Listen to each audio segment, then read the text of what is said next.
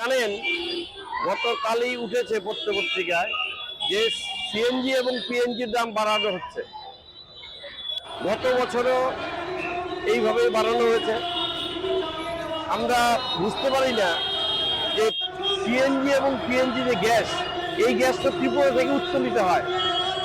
তাহলে রাজ্যের মানুষ এই যখন অবস্থা, সর্বাত্মক সংকট চলছে রাজ্যের মধ্যে, যখন মানুষ দিশেহারা, জিনিসপত্রের দাম হু করে বাড়ছে, কাজ নেই, কাজের কোনো ব্যবস্থা নেই, সরকার এবং গেইল সবাই মিলে এই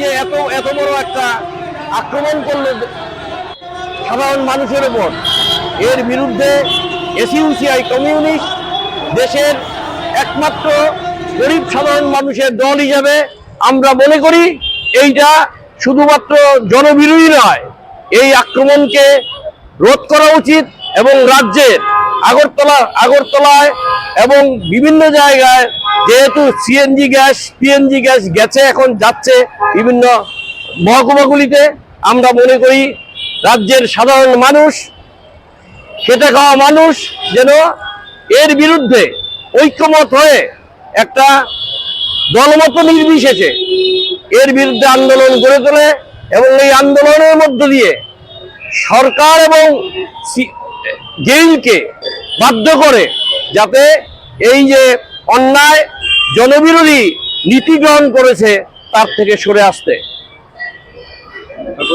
আমার নাম সুব্রত চক্রবর্তী, আমি এসইউসিআই কমিউনিস্টের রাজ্য কমিটির একজন মেম্বার।